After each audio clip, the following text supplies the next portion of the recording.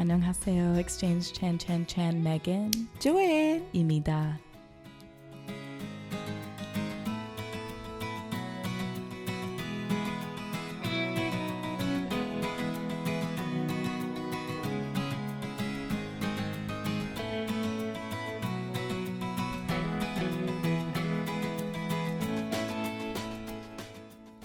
안녕하세요. Exchange Chan 30번째 시간이 되겠습니다. Hello, Megan. Hi, Joanne. How are you? I'm okay. How are you? I'm okay too. Yeah? I'm enjoying the weather. Weather? Yeah, I'm a big... I like my sweaters. I like wearing a sweater. I like a brisk cold. It will get very cold soon, and I'm not looking forward to that. But I also kind of am. I like to winter. I don't always like it, but sometimes I think we need to winter. Winter within yourself. Yeah. So within yourself. Yeah. Well, if the world, the nature is going to sleep, why can't I have a rest? I think that's okay. In my sweaters. In your overcoat. Yeah, let me be cold. Let me be cold in my house. Okay. Yeah. And then we till now. Yeah. We talked about the motherhood and motherhood. And then, today also a little bit similar topic. Yeah. A little bit heavy things. Heavy things. Yeah. Bad mothers. I mean, a little bit irreverence. Yeah, irreverence. I mean, hey, you're talking about heavy irreverence. That's me, my artist practice in my life. Oh. And not trying to be. I think it's okay. I don't find these topics heavy. I'm fine. But I think they are getting into some irreverent territory. But it's seen as irreverent because of institutions that we've made in our society. And I think it's okay to question them. Because by questioning them, like in our topic today, bad mothers, it kind of brings some light to it, and we can talk about these things and our experiences while also giving warmth and compassion to mothers, to people who've had bad mothers. I think it's a good thing that we do this, and I don't think irreverence is inherently a bad thing. But yeah, let's talk about bad mothers and what that means. Honestly, we didn't get some teaching about the motherhood. It's a kind of very sacred. Sacred. You didn't get you didn't get education on that, or you did? No, didn't. Really? But about the mother's thing. Mother's thing is the very sacred ones. Yeah. And then we were taught that it is sacred. Yeah. Sacred one through the society's teaching way. I think so too. I think we all come out of a person who has those parts or the stomach, like whether it's a C-section or a natural birth. Everyone comes out of potentially a mother or some kind of figure, right? And we've until now had a lot of, like you said, sacredness around motherhood, and if not almost, as we've also discussed, pressure to be mother and a good certain mother. Certain kind of mother and what motherhood looks like. And then when you undergo motherhood, this idea of like, well, I did all this, like respect me for it, or there are regrets around it. And so bad mother, because I introduced you to that term, right? So when I said that, what did you think of when I said that? And then first I heard from that word from you, that I a little bit resentful feeling about that. Yeah. So how did you understand it? Like when bad mother, what does that mean to you? So I think that, I think about that, the word bad mother. Yeah. And then from my knowledge, and then I think that bad mother is just abandoning mothers. Okay.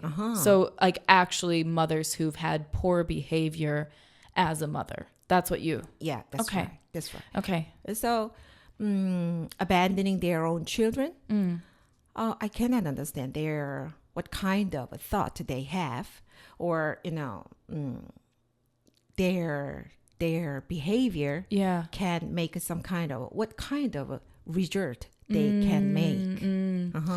Okay. So I think that they don't have any the serious responsibility about their own children. Okay. Okay. So I think that I'm not agree with that. Yeah. So the term bad mother, and why I mention it is it is that, sure, right? Like someone who has poor behavior and did not seriously or could not seriously take on the responsibility of motherhood. That's, yes. When I first heard that term, it actually was almost 10 years ago now, by my therapist, who has a colleague who wrote papers about this, or like has written and talked about bad mothers, but not in that sense of like, a person who has poor behavior as mother. Bad mother is also, and we can talk about it in your life too, how there's so much pressure on mothers. There's that anything they do, even if they are quote unquote being a good mother, they actually they'll have criticism either way. Whether that's you could be doing everything, but because people don't think you're doing it in the right way, you're seen as a bad mother. Or if your circumstances can't provide certain things for a child, they see you as a bad mother, even though you are successful in the love you're giving them, the food you're providing them, but because you can't like put them on these trips or have them do these things, you're therefore a bad mother. The pressure that then mothers feel of like, I'm doing as much as I can, and yet it never feels like enough. You could see yourself as a bad mother. It then goes further to, you could be the perfect mother in every way. Of course, but you like, that's hypothetically. You could be doing everything. You could be providing your kids homemade delicious meals, even just good food, education. You could be hugging them. You could like let them voice who they are, and yet your children are still going to find something wrong with you. Like, like my case, we're all humans, like, because hearing how you've been mother, I'm like, that would have been great in so many ways. But I also know that like your kids are also their own individual humans. They're going to like, you were inadequate to them in some way. That's right. And because we put so much pressure on people as mothers, that it's like you have no wiggle room. Like, even though you've done so much, it's like you're still seen as, there's still that pressure and seen as a bad mother. That's what bad mother is. Like, you can be, we put so much of that, like right, wrong, good, bad. Like, it's a very restrictive system of being mother. From that respect, there could be in everywhere bad mother could exist. Oh, yeah. For sure. Everything. That we all humans cannot be perfect. No. But we put mothers on this pedestal of like, you have to be this and you have to achieve that. And so there's this pressure that I think people who are mothers feel to be perfect because they're kind of forced to be, and yet you're never going to be perfect. So we cannot, meet everything that our children want. No. And then we cannot meet every, standards our society wants. No. And also your us. own standards. You can't have your own standards either. Like you can't fulfill them perfectly either. Of course not. But because you're mother and because you take on that responsibility to raise another human. Another human. Yeah. Who is their own individual person. That's right. Yeah. You're gonna mess up. I'll be polite and not use curse words. Even though every mother, they always trying to do their own best. Yeah. To their especially on their own kids. Yeah. But like my case, Yeah. like me, Yeah. I always feel some kind of lack of affection from my own mother. Yeah. And my children can have some kind of lackness. Yeah. Some in the field of the affection or love or some kind of a hug they want as much as they want, or some kind of support as much as they want. Maybe they feel some kind of lackness from me. Or even if you do, like you had your experience of feeling a lack of love from your mother, and so maybe you go into your relationship with your children as mother to say, okay, I don't want to do what my mother did, and I don't want my children to feel that way. So I'm going to be there within a loving and seeing seeing them for who they are, and so I'm going to give them love. But maybe how you can give that to them wasn't enough for, say, one of your children. Maybe it was great for one of your kids and like, yeah, my mom saw me and loved me, and the way she loves works for me as a child. Like we can see it differently when we get older, sure, but it's hard when you're children, right? You're reliant, you're vulnerable and reliant on your parent. And so maybe it worked for one of your kids, but for another one of your kids, they're like, my mom was not warm to me in the ways that I needed warmth. Right. And that's I think the conundrum of being a mother. Like it just is that. And also being a kid, especially if you've been through abuse. If it was in a bit of an abusive relationship with your parents, or even just like learning to grow and say, yeah, okay, my mother couldn't provide that for me, but like this is what she does provide, and that's enough. Or I can see it differently as an adult, or you see it differently, and you still know that you need to not be in relationship, and that's okay. Then how do you think about that? That I'm one of mothers. I think that then how I can imagine, how I can guess what amount of the love or affection our children will need from us. And I wonder if you can't know. I think I can't know. You can't know. And all you can do, and all we can do as humans, I feel, is trying to listen and seeing, like for a kid, like what are they needing? And am I providing an environment where they feel they can voice what they need to me? And also know that you're going to mess up. And not try to, but like you only can do so much. And does what you can provide for your kid align with what they need? Okay, but also it might still be lacking, and hopefully you've given enough of your love to be able to give your kid, like so that when they get older and be like, hey mom, that wasn't enough for me. But I still see that you worked hard, and so like we can still have a relationship now, and love each other now in the ways that we can as adults. And honestly, to say that I feel regretful the most from raising my kids is that point that I didn't listen to as much as they want, and then I didn't spend my energy fully to listening to their, wanting. They're little autonomous hearts. Like they're they are little humans. They have wants and needs and desires. But as mother of them, and I always feel some fatigue, tired. Yeah, a lot of things, and then I feel always lack of time. And then I always feel lack of my energy. So I didn't put all my effort and all my time to listening to their stories or their small talk and their what they really want or what they really feel about everything. And so I didn't pay my energy to that point. That's what I regret the most. And stop me if I'm maybe reading into something, but you're around the same age as my parents. And even though it's different cultures, I feel like it's also of a certain time where, at least how I've experienced my parents, it's this idea of like, you are having children younger, and so you still are doing things that maybe your parents did, or that like there's a certain idea of what you have to give your children, and there wasn't as much education maybe around listening to your children. And I think we have different enough but similar enough societies where it is like, well, I know what's best, I'm the adult and I'm going to do that thing, instead of it being a child-led raising.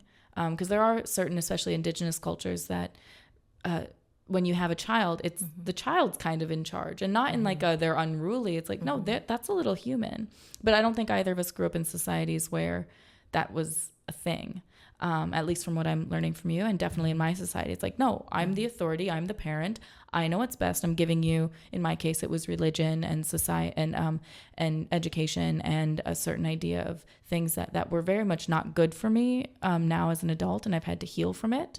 But it's what they provided, and it was these structures and systems that they were like, no, well, we're the adult, and that's what we're giving you. And sure, yeah, you want your kid to be educated and, you know, all these things and these ideals. But yeah, I don't know how much wiggle room at that time, like in your generation, how much wiggle room you had without being seen as a bad mother, right? Like if you approached life and raising your kids a bit differently, I think that was quite rare at that time. I mean, correct me if I'm wrong, but at least how I know, and again, we're from different cultures, and so I'm experiencing it from my parents or other people I know who are their age, and that generation of raising was like, no, this is how we do it. And there wasn't as much education and knowledge around raising your kids differently. And then I don't know exactly what kind of directions that the other people have for their children. And I mean the raising their kids. Yeah. But I've been taught about that.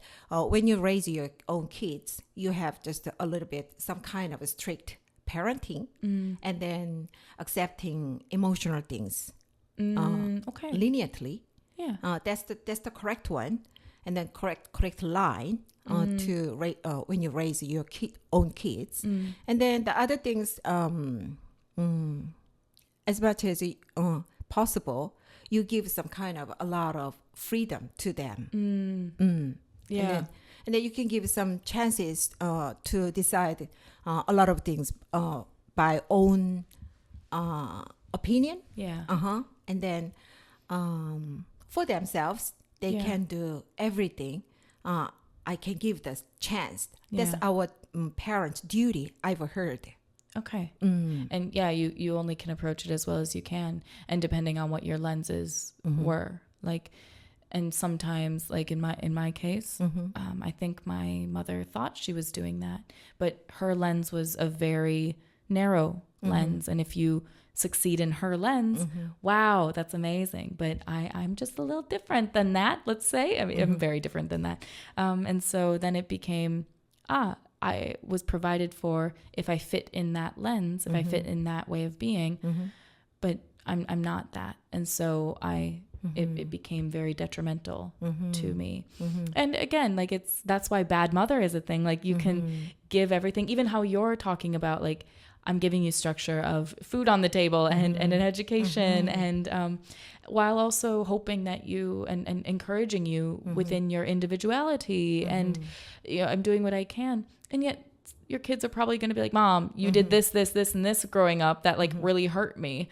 And honestly, I hope that's a good thing, that like when you get to be an adult of like, hey, I didn't appreciate this. Can we talk about that? Like, and then still have a beautiful relationship where like, hey, can you now listen to me now as an adult? This is what I want, and this is who I am. Like, I think that's the ideal. But like, again, we're all humans. We're going to be bad mothers, bad children, we're going to have not so great things. And then there's that ideal. We want the ideal of things, but also we're human. And so how to balance you're going to fuck up. What's the ideal, and what would I need? You know, and can we voice that? Because I think there's emotional maturity that we forget about. I think a lot of people aren't emotionally mature, and they're just like, you did this bad thing, blah, blah, blah. And it's like, well, but can we have emotional maturity around what it was? And sometimes I've heard from many other mothers that they said to me that you should have time to apologize to your children after they grown ups because they feel some kind of hurt from you because of what you did to your kids, and then they have some feeling emotional hurt from you from their own mom. And then they always complaining about that. And then if you don't apologize about that to your kids, they have that hurt, that damage for their whole life. That was a so sorrowful thing to me. And then it was just so shocking thing to me. I mean, that's nice to, as someone who's needed apologies from my own mother. Like, it's really nice to have a mother say that. And then, but I think that I should. And I think that's what I was getting to with emotional maturity. And it's nice to hear from you that you've, I think we're getting to a point in society, hopefully, of, talk about bad mothers. It's you having the humility to say, like, I was a bad mother in some ways. But where emotional maturity comes in, I hope, is that, like, also as child, to be able to have, any relationships, if you want emotional closeness, you need to be okay with hurting someone. You need to be okay with like hurting someone's feelings and saying, Mom, you were bad. Like, that was hurtful. And a mother needs to be okay with saying, okay, I was bad at times, or I did hurt you. Where ideally it would also be nice to, as the child, see the sacrifices your mother did make and see they're just human too, and they did their best, and we are different generations, or they have had to do certain things. Sometimes you can't have that fully, or there isn't that open conversation or the emotional maturity from your parents or in yourself, or you need to like in my case, I need to walk away for my own safety and my own mental, emotional, physical well-being. And that's sad, but that's also okay. And then sometimes, when the mothers can accept that kinds of time to apologize to their own kids, and it doesn't make any matters between their relationship with their kids. Ideally, which is great. But without that, they can make massive relationship from that time. I think so many times that it's kind of that funny thing of like you have to confront these hurts and this pain. I think so many people want to push the pain under a rug and say, like, let's not hide it, or like it's fine, let's just get over it. It's like, no, sometimes you don't need to always go into everything. But I do argue, like, if you hold in a cry for too long, it's going to come out some other way. So you need to... Some other way. Horrible. It comes out another way. It does. Like, that's and, right. And I talk about this a lot in the work I do and what I write and in my life in general, but I'm very much an advocate for and research a lot about and make work about emotional health and trauma, and big T and little t trauma. And sometimes that does stem from, a lot of times it comes from your own family. And if you can, I think it's beautiful to be able to have those conversations with your parents, your mother, and whoever, and we've hurt each other. And it takes a lot of humility on both sides of like, I was just a kid, you hurt me. And for a mother to say, I hurt you. And for a mother to have that humility to say, I fucked up and I'm going to maybe pay for it now. But also now we all are adults. And so how can we love each other and see each other as humans and have a relationship in that way? And so I think that my point is that here, so as one of the old mothers. She's a mother. She is a mother. We have to have some kind of open mind. Yeah. To our kids to have their own complaining or some blaming. Yeah, which I mean, I can see why some mothers would have a hard time with that of like, oh my gosh, I worked so hard and now you're mad at me again. Like, you know, like I think, and I think that's hard for a lot of people because there's pressures within society, within self, within their own families of like, I worked so hard and now you're still mad at me and now I have to apologize again. Like, when will I ever be thanked? But as you're saying, by then opening this up, conversation up, being okay with maybe being the bad guy, being the bad mother, and maybe you still won't get thanked, but hopefully you've raised your kids well enough. That's right. Hopefully you've raised them well enough to be able to also see you and love you and thank you. And then they can understand us as a human being because they grown up already, so they can understand hopefully our they've situation and then our hardness. And then after that we can have very calm down, and after that we can have another chance to talk about in a very detailed way and then honest way. And also just be humans together. That's and right. yes, there's still the dynamic of parent and child, sure, but also maybe your kid can, like, they're also adults too, and so it's, and then they will become, you know, parents too. Maybe. Surely. Don't force it on them. I'm gonna challenge you. Not forcing. But like, you say this to me sometimes, where it's like, oh, when you're a mother, I'm like, I may never be a mother. Like, I might be Not mother. decided. Well, I might be mother in other ways than birthing a child or adopting a child. Like, I might, like, there are other ways. Like, this is me. I'm gonna challenge things. But I also don't think you need to be a parent to see what your parent has done. You might understand it in a different way, but like in my case, for example, that I see and I appreciate what my parents and mother specifically have done, but it's better to be away, and you can still understand and be grateful for some things while also needing space. And when I mean, that's a whole other discussion, but should we take a wee break? Have a little song? A song. Music. Yeah, this song is by Bruno Mars and Rosé from Blackpink, and it's called A Party.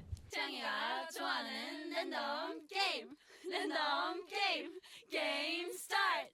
아파트 아파트 아파트 아파트 아파트 아파트 아파트 아파트 아파트 아파트 아파트 아파트 kissy face sent to your phone, but I'm trying to kiss your lips for real. Red hearts, that's what I'm on, yeah. Come give me something I can feel. Don't you want me like I want you, baby? Don't you need me like I need you now? See tomorrow, but tonight go crazy. All you gotta do is just meet me at the 아파트 아파트 아파트 아파트 아파트 아파트 아파트 아파트 아파트 아파트 아파트 아파트 It's whatever you like. Turn this opposite into a club. I'm talking drink, dance, smoke, freak, party all night. Come back, girl, what's up? Don't you want me like I want you, baby? Don't you need me like I need you now? Sleep tomorrow, but tonight go crazy. All you gotta do is just meet me at the 아파트 아파트 아파트 아파트 아파트 아파트 아파트 아파트 아파트 아파트 Hey, so now you know the game. Are you ready? 'Cause I'm coming to get you. Hold on, I'm on my way. Yeah, I'm on my way. Hold on, I'm on my way. Yeah, I'm on my way.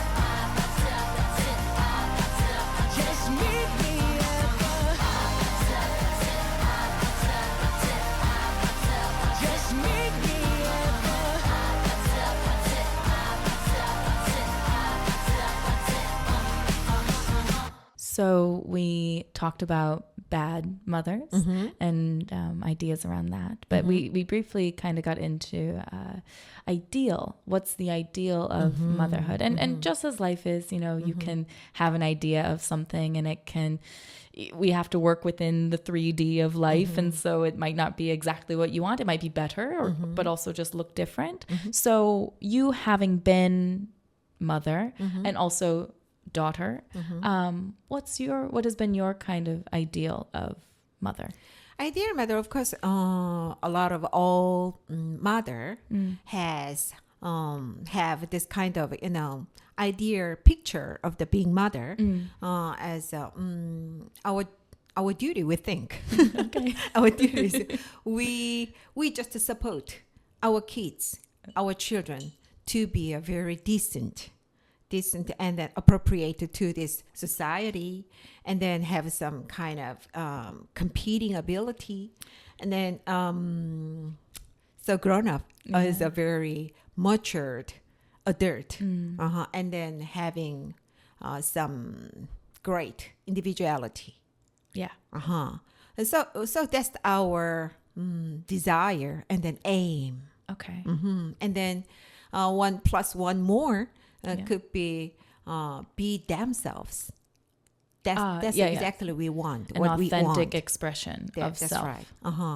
And then, but you know, that's the desire thing. Yeah. In reality, a lot of things is different. Well, because exactly what you've been saying, that goes back to bad mothers of like, well, what you see as being a mature adult, what you as mother view as fitting into society while also being individual, while also expressing yourself.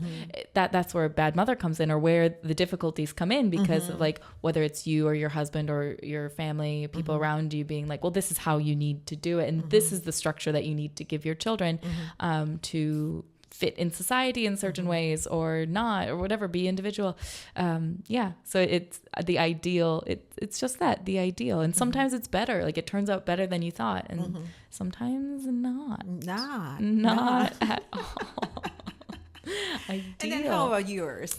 Well, because I'm from a different idea, where I've been daughter and I've had an upbringing that was not ideal for me in a lot of ways for who I am as a human.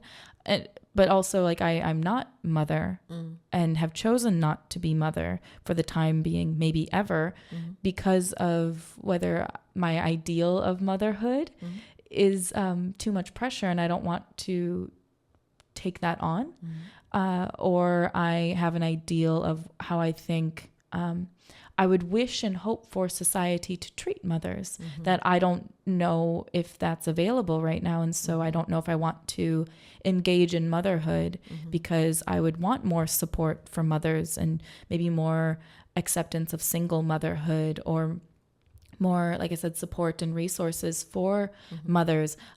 There's not so much pressure around bad mothers, you know?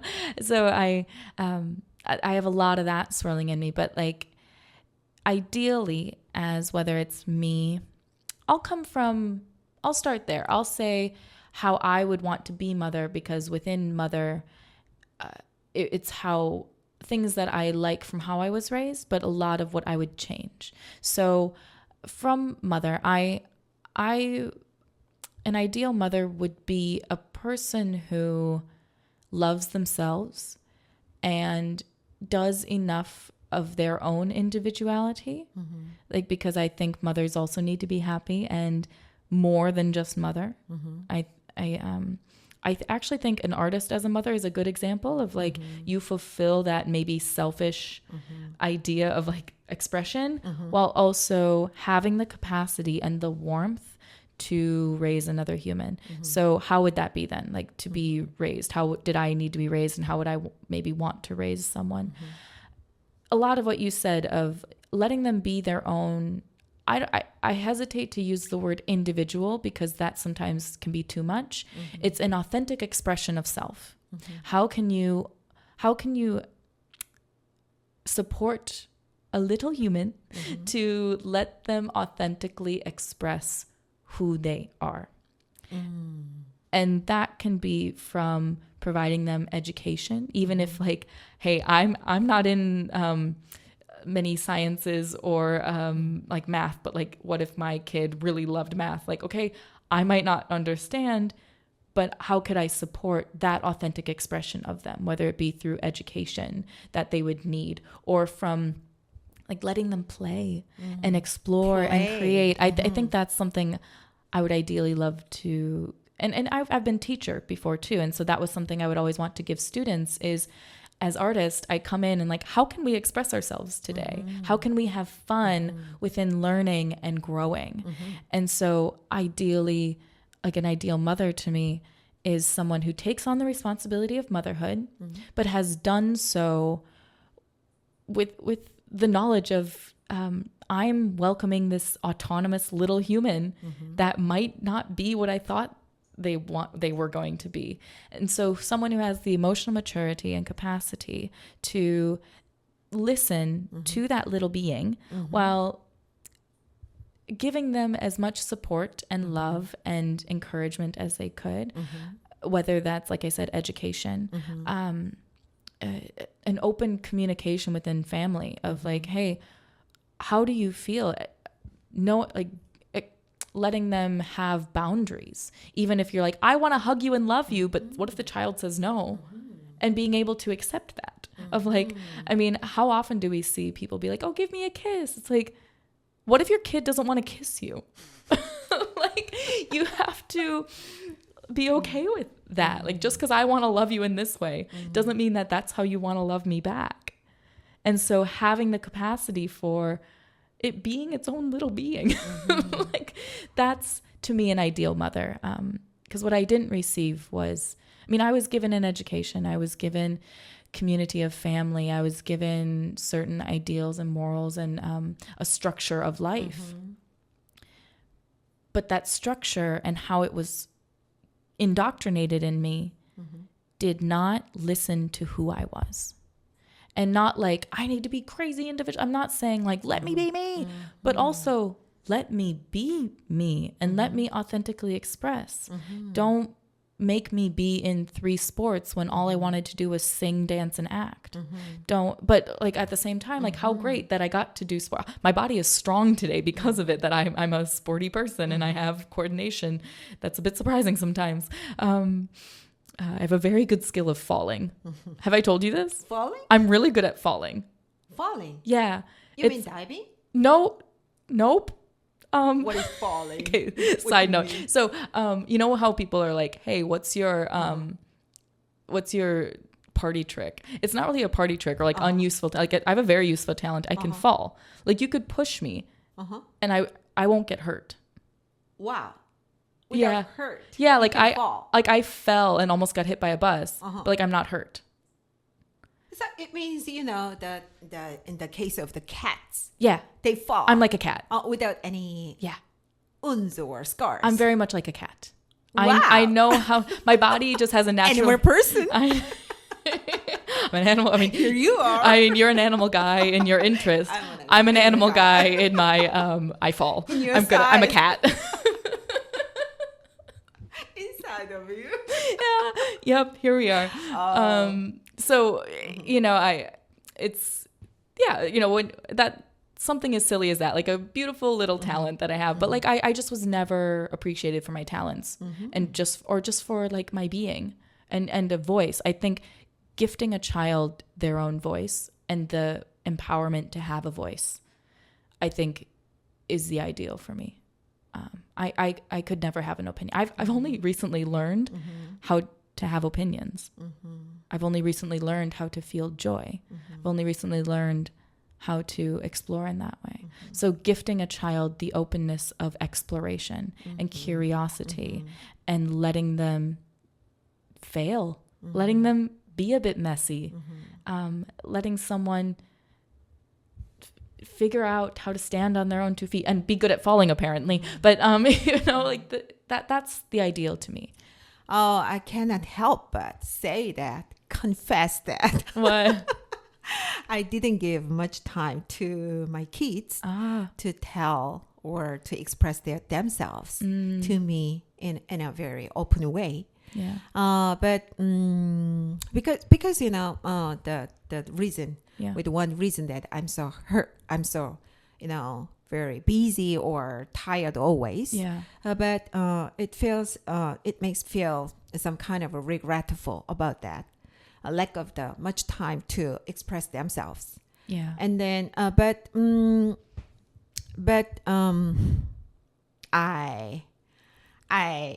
some kind of daily to say that. Okay. I'm here. I tried my best. Yeah. I tried my best to much comfort or too much chances to express themselves. Yeah. From my side, but I have to say that it's not enough for them to express themselves, and then it makes it this kind of lackness, and then some kind of feeling, some regretful thing can make always some kind of massive connections between the family members, and then some kind of very unpleasurable things between family members, and can make some kind sometimes very few times can serious accident. Yeah. Yeah. So we all have to be open-minded and listen to others, especially family members, especially mom and children. They open their mind and listen to each other, and then be mature to accept that you might get hurt. And that's why I say emotional maturity, because I think a lot of people don't know how to, or weren't taught or equipped with feeling emotions. And I've had to learn that too. Like when you've undergone a lot of abuse, or even just like the restriction of society, even of like emotions have been demonized so severely. And that's really horrible. Like we need to not do this anymore. And we need to learn how to feel through something. And that expression of like anger is okay, because if you bottle it up too much, then it can be violent, and that's not great. Or crying when you need to cry, that's okay. And sometimes the regret and you might feel heartbroken by your children saying like, yeah, mom, thanks for cooking me meals every day and getting me to school and letting me pursue my passion. But I don't feel like I can talk to you. I don't feel like I can actually tell you if something's wrong, and I might not come to you.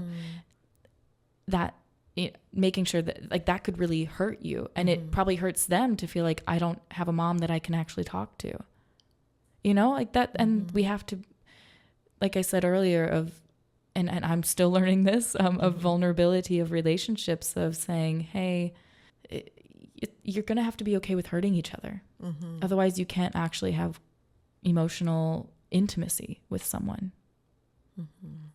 And that's can be hard to learn sometimes, because it hurts. From that perspective, from that regards, I have some kind of a regretful thing.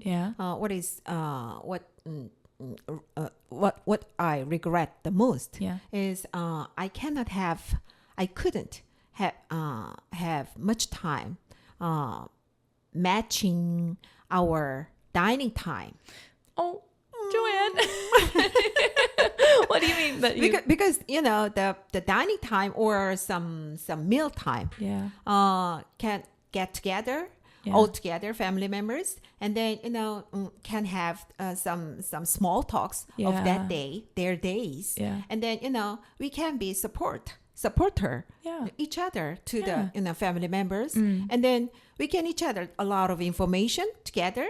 And then we can listen to others, thinking way, and then some kind of complaining. Yeah.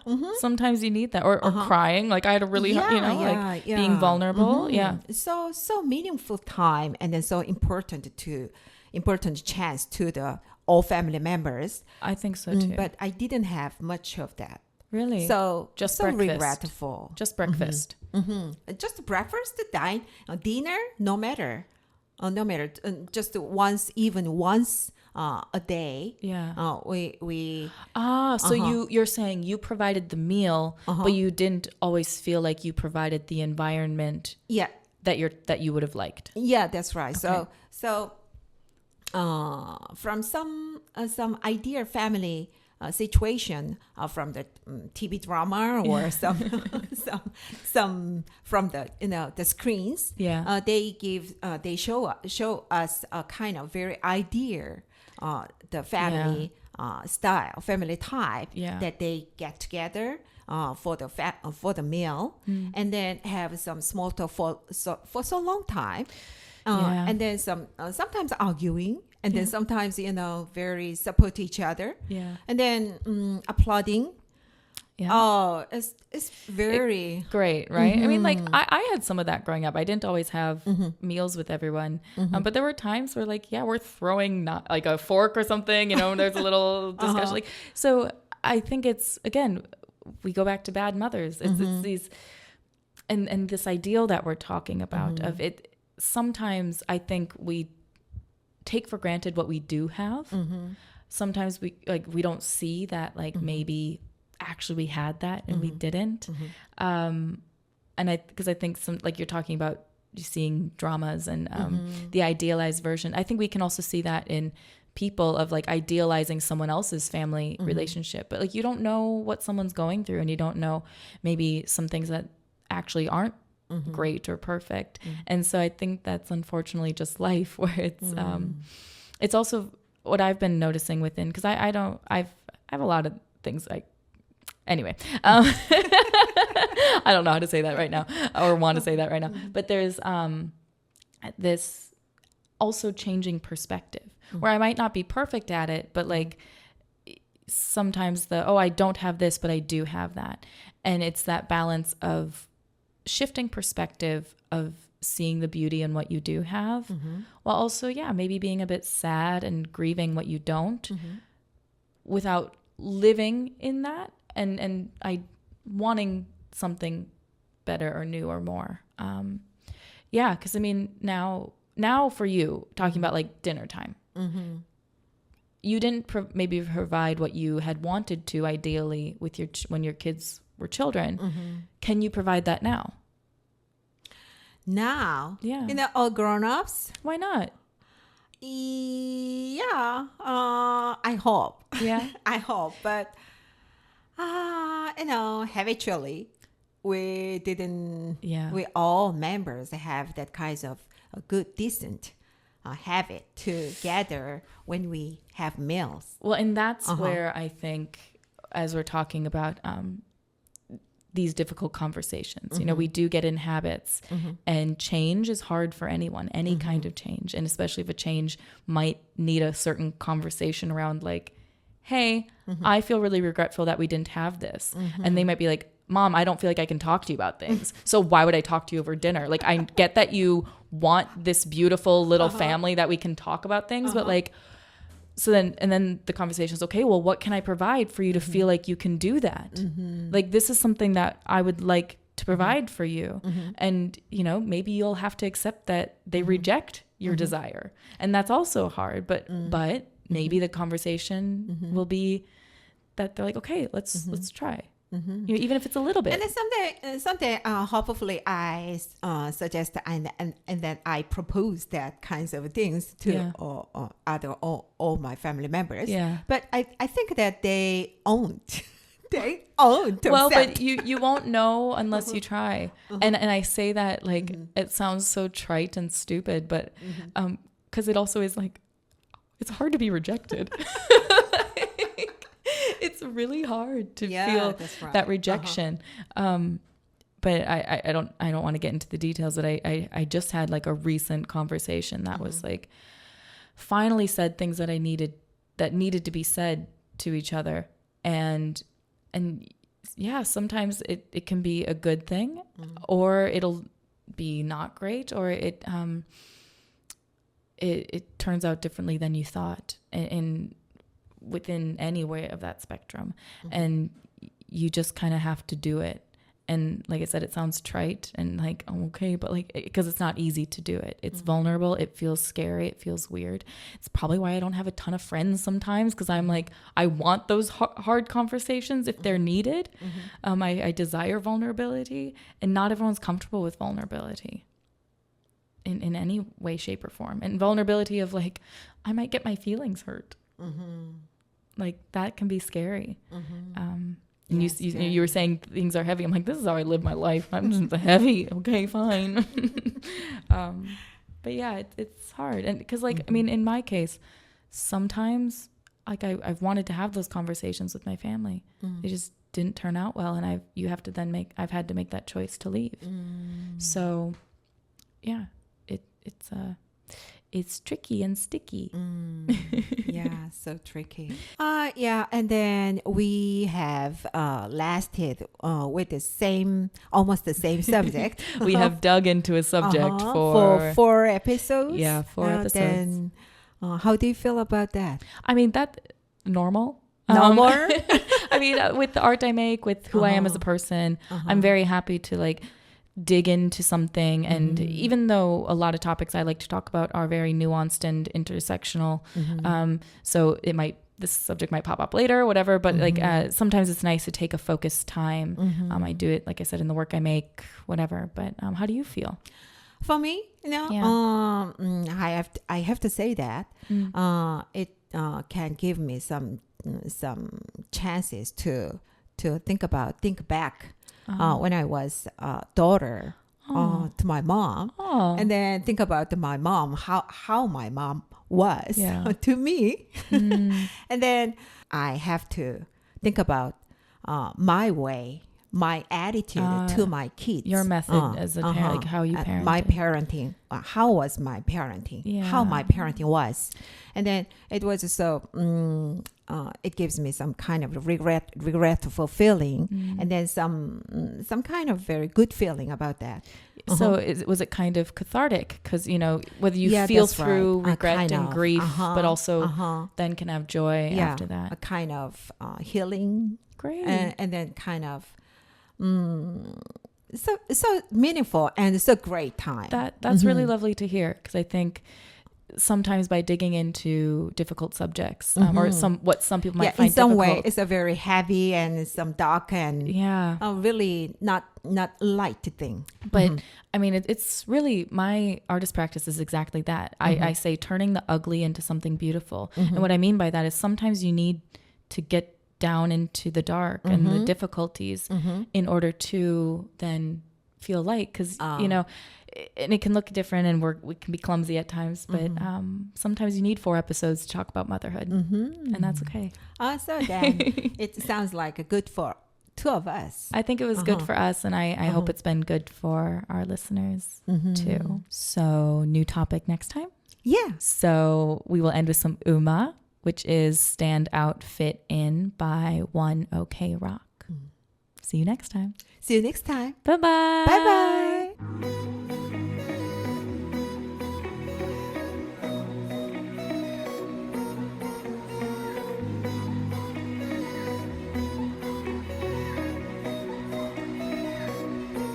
I know they don't like me that much.